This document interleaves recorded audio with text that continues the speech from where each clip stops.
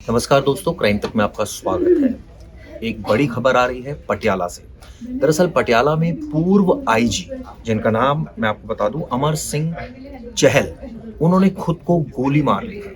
इसके पीछे बहुत बड़ी वजह सामने आई है। उन्होंने एक नोट भी छोड़ा है जिसमें तमाम रीजंस इसके पीछे लिखे हैं। मैं आपको बता दूं, ये पटियाला के पूर्व इंस्पेक्टर जनरल ऑफ पुलिस हैं, जिन्होंने सुरक्षा कर्मी के रिवॉल्वर से अपने पेट में गोली मारी है। इनको तुरंत हॉस्पिटल ले जाया गया, हालांकि अभी सीरियस कंडीशन में है। लेकिन जो नोट छोड़ा है और एड्रेस किया है डीजीपी को, कई सवाल खड़े किए। इन्होंने कहा है कि मेरे साथ साइबर फ्रॉड हुआ है और बाकायदा इन्होंने करीब 7 करोड़ रुपए लोगों से उधार लिया था। 1 करोड़ रुपए इनका अपना था और ये इन्होंने कहा कि इन्होंने इन्वेस्टमेंट के तौर पर इसको यूज करना चाह रहे थे, लेकिन बाद में पता चला कि ये तो ठगी के शिकार हो गए। अब इन्होंने दो मांगे की हैं कि एक तो जो इनका पैसा जो ठगों ने ठग लिया है वो वापस मिलना चाहिए, और जिन लोगों से इन्होंने उधार लिया है वो इनको परेशान ना करें, इनके परिवार को परेशान ना करें। ये दरअसल पूर्व आईपीएस अधिकारी हैं चहल। इन्होंने खुद को गोली मारने से पहले 12 पेज का जो नोट लिखा है उसके बारे में आपको बताऊं, 8.10 करोड़ रुपए के ऑनलाइन फ्रॉड का उसमें जिक्र है। कुछ लोगों से उधार लिए थे पैसे। आगे इन्होंने ये भी लिखा है कि परिवार को सुरक्षा दी जानी चाहिए, क्योंकि जिनसे पैसा लिया है नेचुरली अब वो कोई कदम ना उठा ले। इन्होंने जो डीजीपी हैं गौरव यादव पंजाब के, उनको ये पत्र लिखा है और कहा है कि इस पूरे मामले की जांच एसआईटी और सीबीआई से कराई जानी चाहिए। आप सोचिए, खुद आईपीएस अफसर किस तरह से फ्रॉड में फंस गया, ये वो कह रहे हैं। आपको बता दें, ये रिटायर हो चुके हैं और इस वक्त पटियाला में रह रहे हैं। पटियाला के जो एसएसपी हैं उनकी तरफ से भी इस घटना की पुष्टि की गई है। अब आपको बता दूं कि एग्जैक्टली ये मामला क्या है। ये कहते हैं कि ठग ने खुद को डीबीएस बैंक का सीईओ बताया।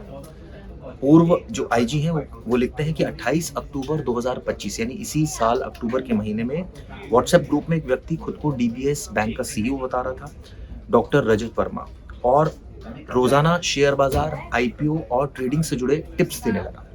एक ये ग्रुप में जुड़े हुए थे। उसकी प्रोफाइल में सीईओ की फोटो लगी थी, जिससे भरोसा और बढ़ा, ये कहते हैं। और उसके बाद ग्रुप में सवाल पूछने की छूट थी और तुरंत जवाब भी मिलते थे।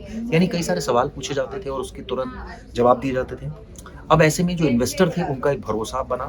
और अब आप सोचिए, इस भरोसे का किस तरह से तोड़ा गया। इस भरोसे को ये बताते हैं, कुछ समय बाद निवेशकों को एक ऑनलाइन डैशबोर्ड दिखाया गया जिसमें 4 तरह की स्कीम्स बताई गई थी।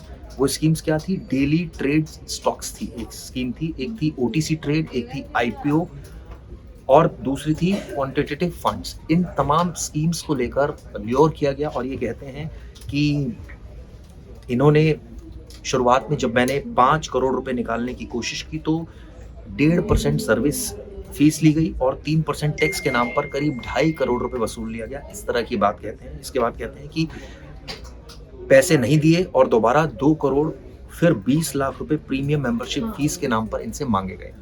इस तरह की ये बातें कहते हैं 3 खातों से इनके 8 करोड़ से ज्यादा ट्रांसफर हुए हैं। ये खाते कौन कौन से बैंक में हैं? एक्सिस, एचडीएफसी और आईसीआईसी। ये भी बताते हैं कि 7 करोड़ रुपए इन्होंने उधार लिए थे और इन्होंने इसको लेकर सभी बैंक डिटेल्स, सारी जो आईएफसी कोड्स हैं, ट्रांजैक्शन रिकॉर्ड, सारी चीजें इन्होंने अपने नोट में मेंशन की। सवाल ये उठता है कि एक आईपीएस ऑफिसर कैसे ठगी का शिकार बन गया।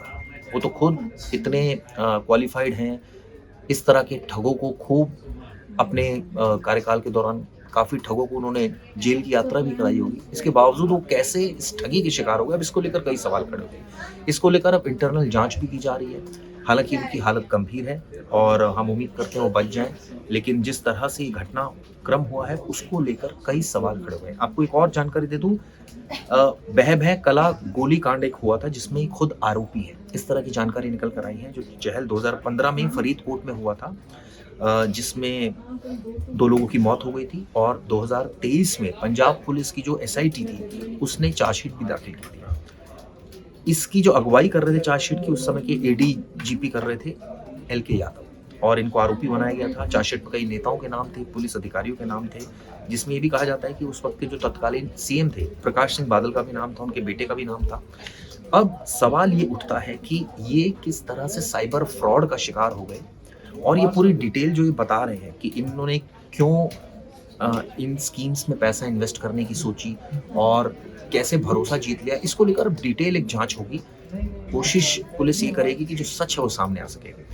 इसके बारे में आपको और भी अपडेट दूंगा। आपको याद होगा हरियाणा में भी एक इस तरह की घटना होती है, जब पूर्व एडीजीपी थे उन्होंने सुसाइड कर लिया था। हालांकि इस केस में अभी इनकी हालत स्थिर बताई जा रही है। जो चहल है, इनको गोली लगी, अस्पताल में इनका इलाज चल रहा है। लेकिन ये साइबर फ्रॉड की जो बात कर रहे हैं, क्या वाकई साइबर फ्रॉड का मामला है या कुछ और है, इसको लेकर अब जांच शुरू होगी। वीडियो कैसी लगी जरूर बताइएगा। इसको लेकर और डिटेल्स जब आएगी तो आपसे शेयर की जाएगी। धन्यवाद।